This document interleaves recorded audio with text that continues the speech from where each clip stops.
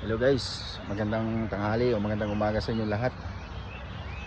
So sa mga nagtatanong guys, no, regarding sa mga violation nila na hindi daw ma-delete, hindi daw nila alam kung paano i-delete yung mga violation nila kasi nandiyan pa rin sa mga Facebook nila o sa mga account nila yung mga violation, yung mga na violate nila kay Facebook o kay Meta.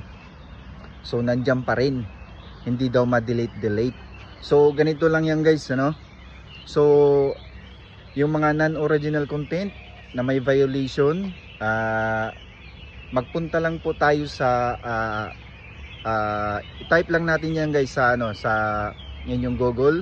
Punta tayo sa Google, i-type natin yung imbasic.facebook.com.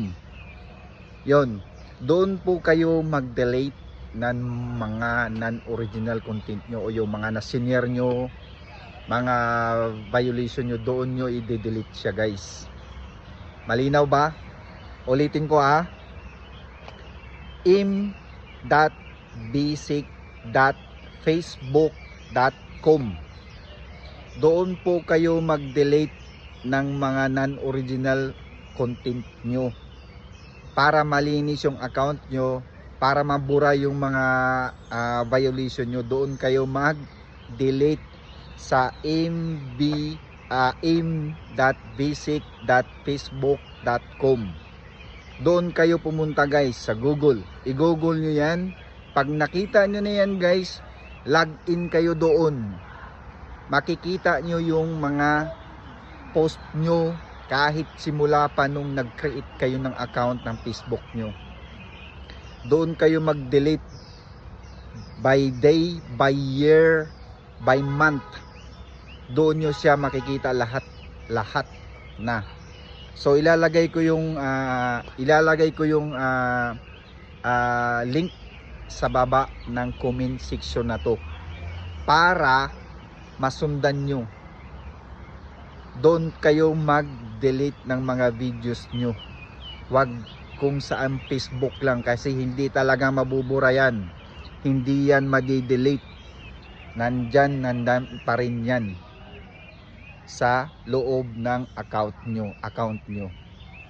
Hindi siya madi-delete kung sa Facebook punta ka lang sa account mo at mag-delete ka. Hindi siya madi-delete guys, andyan pa rin siya.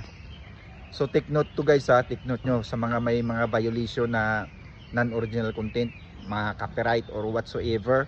Punta kayo sa im.basic.facebook.com. yan guys, malinaw im.basic.facebook.com, para hindi na kayo maligaw, kung hindi na kayo magtatanong kung saan pa. Lalagay ko yung comment dito ilalagay ko sa comment section guys yung yung link. Thank you for watching. Sana makatulong sa inyo tong video na ito. Please and share and follow for more. Thank you.